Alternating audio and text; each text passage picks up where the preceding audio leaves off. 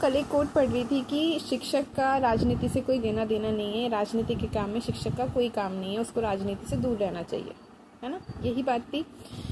बात ये है, मसला ये है कि शिक्षक का राजनीति से कैसे कोई लेना देना नहीं है, या शिक्षक राजनीति के बारे में क्यों बात नहीं करेगा, वो क्यों लोगों को नहीं समझाएगा। अब ये बात जिसने भी बोली है, जैसे भी ये बात आई है लोगों की ज़बान पे कि शिक्षक को राजनीति के बारे में कुछ नहीं बोलना चाहिए, उससे दूर रहना चाहिए, ये बात जिसने भी बोली है, साफ पता चल रहा है कि ये जिसने भी बोली है अपने अज्ञान में बोली है। उसे ना तो इतिहास का पूरा पता है, ना उसने इतिहास का अध्ययन किया है, उसने इतिहास को सही से स्टडी नहीं किया है। भले ही लोग बात करते हैं सनातनी होने की, भारत के विश्व गुरु होने की, भारत का इतिहास में मतलब पुराने समय में, प्राचीन समय में भारत जो था बहुत महान था, विश्व गुरु था, उसने दुनिया को ज्ञान का वो दिया। हम इतिहास की बातें तो करते हैं लेकिन इतिहास की गहरी समझ नहीं है। वो इसलिए नहीं है क्योंकि हमने सिर्फ दूसरों से सुना है ना, कि इतिहास में भारत ऐसा था, अपने पुराने समय में भारत ऐसा था वैसा था, हमने सिर्फ सुना है, खुद से स्टडी नहीं किया भारत वास्तव में था कैसा। ठीक है, अब शिक्षक का राजनीति से कैसे कोई लेना देना नहीं है। अगर हम बिल्कुल शुरुआती बात करें, क्या बोलते हैं, राजा मनु की अगर हम बात करें, जहाँ से हम मानते हैं कि सृष्टि एक तरह से शुरू हुई है, समाज में नीति नियम जो थे, व्यवस्था जो थी, एक उस राजा मनु से जो है चली है। कोई भी राजा बिना राजनीति का अध्ययन किए, बिना राजनीति को समझे राजनीति कर सकता है, और कोई भी राजा बिना गुरु के, बिना शिक्षा के कुछ भी सीख सकता है ना। तो जिससे भी राजा मनु ने शिक्षा ली होगी, कोई तो गुरु रहा होगा ना, ऐसा तो नहीं कह सकते कि कोई गुरु था ही नहीं। हाँ, ये कह सकते हैं कि वो तो ब्रह्मदेव का पुत्र था और उसको तो पहले से ही सब कुछ ज्ञात था, तो एक तरह से ब्रह्म को हम उसका गुरु ही कहेंगे, है ना। ये तो नहीं कह सकते कि ब्रह्म उसके पिता थे, पिता गुरु भी हो सकता है, इसमें कोई वो नहीं है। ठीक है, तो राजनीति की शिक्षा तो उन्होंने दी होगी। ठीक है, थोड़ा सा आगे बढ़ेंगे, अगर हम उसमें आ जाएं, त्रेता युग में आ जाएं, राम जी के जो गुरु थे ऋषि वशिष्ठ, है ना। ऋषि वशिष्ठ ने अपने आश्रम में, क्योंकि उस समय गुरुकुल शिक्षा व्यवस्था थी, ऋषि वशिष्ठ ने उन्हें हर एक क्षेत्र का ज्ञान दिया होगा, है ना।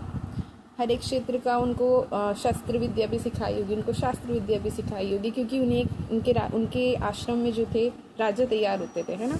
जो बच्चे होते थे उनको राजा बनने के ही योग्य बनाया जाता था, है ना। राजा बनने की ही शिक्षा दी जाती थी। पहले उनको युद्ध कौशल में पारंगत किया जाता था, फिर उन्हें नीति भी सिखाई जाती थी। तो मतलब गुरु का काम होता था कि अपने शिष्यों को वो हर विषय का ज्ञान दे, हर क्षेत्र का ज्ञान दे, है ना। उसके बाद थोड़ा सा आगे और बढ़े, जितने भी गुरु हुए हैं उनके लिए क्या बोलता है, विषय वो नहीं था कि इस विषय में शिक्षा देनी है, इस विषय का जो टीचर होगा वो अलग होगा, इस विषय का अलग होगा, इस विषय का अलग होगा। गुरु का काम होता था अपने शिष्य को हर क्षेत्र में पारंगत करना, हर विषय में पारंगत करना। ठीक है, वो भी वशिष्ठ जो थे वो भी यही काम कर रहे थे, शिक्षा देने का, अच्छा राजा बनाने का। और अच्छा राजा वही हो सकता है, जो अच्छा राजा जो भी होगा उसे राजनीति की गहरी समझ होगी ही होगी, तभी वो राजनीति भी कर सकता है और अपने राज्य का संचालन भी कर सकता है। ठीक है, और थोड़ा सा आधुनिक इसमें आ जाए, फिर हम बात करेंगे फिर आचार्य चाणक्य की। कौन नहीं जानता आचार्य चाणक्य को, वो भी एक शिक्षक ही थे। ठीक है, तक्षशिला विश्वविद्यालय के सबसे महान, उस समय के राजनीति के सबसे प्रसिद्ध शिक्षक, विद्वान शिक्षक। ठीक है, जिन्होंने एक तरह से हम कहेंगे राजनीति को उस समय एक अलग विषय के रूप में सबसे ज़्यादा ख्याति जो मिली है, राजनीति को एक अलग विषय के रूप में हम बिल्कुल कह सकते हैं कि चाणक्य का उसमें बहुत ज़्यादा योगदान है। ठीक है, हम बिल्कुल कह सकते हैं, लेकिन हम ये नहीं भूल सकते कि क्या बोलते हैं, वो भी एक शिक्षक थे। ठीक है, एक अच्छा शिक्षक जो होगा वो अपने शिष्यों को हर विषय में पारंगत बनाएगा। ठीक है, हमने क्या किया, हमारे साथ समस्या क्या हो गई कि हमने जो है विषयों को ना अलग अलग उसमें डिवाइड कर दिया, मतलब उसको अलग अलग सब्जेक्ट में अलग अलग कर दिया कि ये इस विषय को ये पढ़ाएगा, इस विषय को ये पढ़ाएगा। सब विषयों में ना हमने क्या बोलते हैं उसको, उनका वर्गीकरण कर दिया एक तरह से।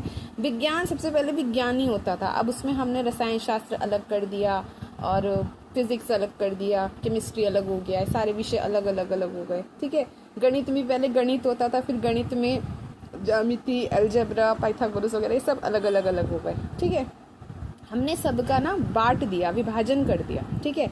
अब जो लोग ये कह रहे हैं कि शिक्षक को राजनीति से दूर रहना चाहिए, उसे राजनीतिक शिक्षण नहीं देनी चाहिए, भाई जो शिक्षक होगा वो अपने छात्रों को हर विषय का ज्ञान देगा, वो उसको हर विषय में पारंगत बनाएगा। वो ये नहीं कहेगा कि तुम इस विषय को पढ़ो, इस विषय में पारंगत बन जाओ, तुम्हें इस विषय के बारे में पता होना चाहिए और इस विषय के बारे में नहीं पता होना चाहिए। शिक्षक का काम होता है अपने शिष्य को समाज के लिए एक योग्य व्यक्ति, एक योग्य नागरिक बनाना, समाज का एक योग्य व्यक्ति बनाना, ठीक है।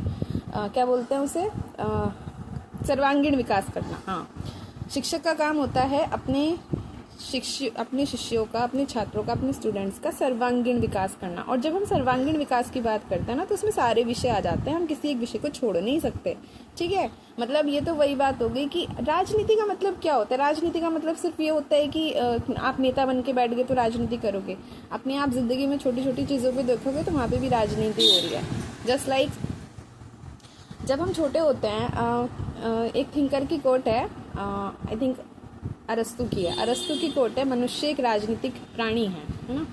मनुष्य एक राजनीतिक प्राणी है और मतलब वो छोटे छोटे उस पर ही राजनीति करता है। राजनीति के लिए हमें कोई अलग से बहुत बड़े बड़े ग्रंथ पढ़ने की ज़रूरत नहीं है। और मैं कह रही हूँ कि किसी भी विषय को बहुत बड़े बड़े ग्रंथ पढ़ने की, वो हमने विभेद कर दिया, क्योंकि एक तरह से ये सोचते समझते हुए कि बच्चा जो है किसी एक विषय में एक विषय में विशेषज्ञ हो जाए, किसी एक विषय में विशेषज्ञ हो जाए। लेकिन ये चीज़ थोड़ी सी गलत है और थोड़ी सी सही है।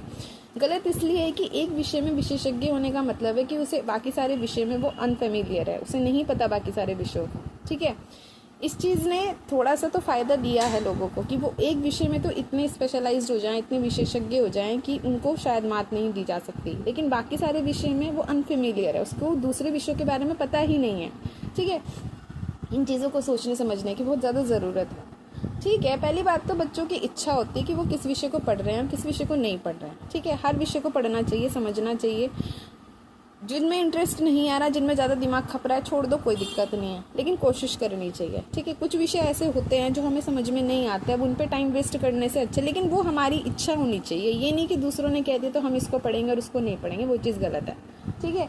बात टीचर्स की, अगर टीचर्स के बारे में बात हो रही है कि उनको समाज के किसी एक मुद्दे के बारे में बोलना नहीं चाहिए, भाई क्यों नहीं बोलेगा वो, ये बताओ ना, क्यों नहीं बोलेगा वो, उसका राइट है पहली बात तो। और जो वो काम कर रहा है उसका तो काम है अपने छात्रों को, अपने स्टूडेंट्स को सोचने समझने वाला प्राणी बनाना, है ना, सोचने समझने वाला प्राणी बनाना। उनको एक विचार तो हर व्यक्ति करता है ना, सबके मन में विचार होते हैं, लेकिन उन विचारों के साथ हमें अंधाधुंध बहना है या उन विचारों में देखना है कि कौन सा विचार ध्यान देने लायक है और कौन सा विचार छोड़ देने लायक है। ये काम कौन करता है? ऑब्वियसली ना, गुरु ही करेगा, गुरु ही बताएगा, टीचर ही बताएगा अपने स्टूडेंट्स को कि किन बातों पर ध्यान देना है और किन बातों को छोड़ना है, ठीक है। टीचर बहुत ज़्यादा ज़रूरी है लाइफ के लिए। अब उसमें भी हमने जो है विभेद कर दिया कि चलो खैर वो बात की बात है, ठीक है। तो ये चीज़ कहना गलत होगा कि शिक्षकों को या टीचर्स को सामाजिक मुद्दों के बारे में नहीं बोलना चाहिए, सामाजिक या राजनीतिक मुद्दों के बारे में नहीं बोलना चाहिए। अगर हम अपने घरों में छोटी छोटी चीज़ों को लेकर के देखेंगे तो हर छोटी छोटी बातों में राजनीति होती है भाई, कहाँ नहीं होती, ठीक है। जैसे कि जब हम लोग छोटे होते हैं, जैसे भाई बहन होते हैं आपस में, तो मान लो भाई बहन आपस में कोई एक भाई या बहन कोई चीज़ खा रहा हो, ठीक है। अब उसके पास पैसे थे तो वो ले आया, ठीक है। मान लो दो भाई बहनों को पैसे मिले और दोनों जो है अपनी अपनी इच्छा से अपनी मनपसंद चीज़ ले आए शॉप से, ठीक है, ले आए। अब दोनों अपनी अपनी चीज़ें बैठ करके खा रहे हैं, लेकिन दोनों के मन में कहीं ना कहीं ये होगा कि यार इसकी चीज़ ज़्यादा अच्छी है, इसको लेना चाहिए। दूसरे के मन में भी होगा कि यार ये वाला मुझे भी लेना चाहिए था, ये मैंने नहीं लिया। अब दोनों क्या करेंगे, दोनों एक दूसरे को जो है वो थोड़ा सा मैनिपुलेट करने की कोशिश करेंगे कि भाई अपना देना, अपना ही, अब जो तू लाया वो खिला, है ना, इस तरीके से कहेंगे, है ना। तो वहाँ पे देखना, वहाँ पे थोड़ा सा बच्चे का जो है ना थोड़ा सा ये पॉलिटिकली वाली चीज़ हो ही जाएगी। ठीक है चल मैं तुझे खिला दूंगा, लेकिन तुझे अपना भी देना पड़ेगा, है ना। ये वाली चीज़ ये छोटी बात है, ठीक है। ये तो होता है ना कि हमारा भी नुकसान ना हो और तुम्हारा भी नुकसान ना हो, और कैसे फ़ायदा कैसे कर सकते हैं या एक बैलेंस वाली बात, है ना। ये सारी चीज़ें अब राजनीति में हम लोग ये राजनीति बिल्कुल सही है, अगर बड़े बड़े लेवल पे जाएंगे तो हम देश की बात करेंगे, समाज की बात करेंगे, राष्ट्र की बात करेंगे, लोगों के हितों की बात करेंगे, विकास की बात करेंगे, लेकिन छोटी छोटी बातों को इग्नोर नहीं कर सकते, ठीक है। छोटी छोटी बात बहुत सारी होती है। तो ये चीज़ कहना, अगर हम अपने भारत के इतिहास के बारे में, धार्मिक ग्रंथों के बारे में, उसकी संस्कृति के बारे में इतनी महान महान बातें करते हैं ना, तो फिर हमें स्टडी करने की भी बहुत ज़्यादा ज़रूरत है, ठीक है। स्टडी करने की ज़रूरत है, ये नहीं कि किसी ने कह दिया तो आपने मान लिया और आपने सुन लिया कि हाँ हमने इसको सुना है, इसने तो ऐसा बताया था। अच्छा, उसने कहा, उसने पढ़ा है तभी वो पढ़ के आपको बता रहा है। आपने पढ़ा, आपने उस बात को जांचने समझने की कोशिश की कि वो जो बोल रहा है वो सही है, कितना सही है, कुछ अपनी तरफ से जानने समझने की कोशिश की कि इस बात को थोड़ा सा और गहराई से जाना जाए, समझा जाए, है ना। हो सकता है कि जो बात उसने छोड़ दी हो वो आप पकड़ लें, है ना, वो आपके ध्यान में आ जाए, आपको और अच्छे से समझ में आ जाए। तो बात वो है सुनना। एक कोट पढ़ी थी कि एक शिक्षक जो है आपको दृश्य तो दिखा सकता है, लेकिन वो आपको कभी ये नहीं बताएगा कि आपको देखना क्या है ना। वो आप लोग खुद डिसाइड करोगे, है ना।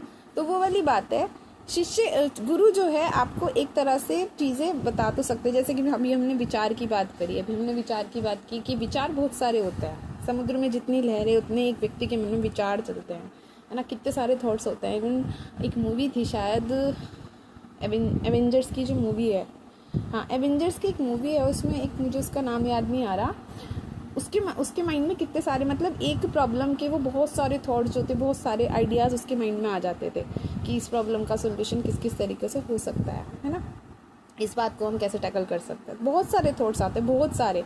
लेकिन उन थॉट्स में से आप कौन से थॉट्स को ग्रो अप करोगे, कौन से थॉट पे ध्यान दोगे, किसको अप्लाई करोगे, किसको एक्शंस में कन्वर्ट करोगे, वो तो आप डिसाइड करोगे ना। और अगर आप में इतनी समझ नहीं है तो आप एक अनुभवी व्यक्ति के पास जाओगे, उससे पूछोगे, समझोगे कि क्या करना है, कैसे करना है। तो वो वाली चीज़ समझने की ज़रूरत है ना। तो इसलिए ये बात थोड़ी सी स्टडी करने ध्यान देने लायक है कि जो बातें बोली जा रही हैं वो व्यक्ति जो है किस सोच के साथ उस बात को बोल रहा है ना। तो ये चीज़ें समझने की ज़रूरत है।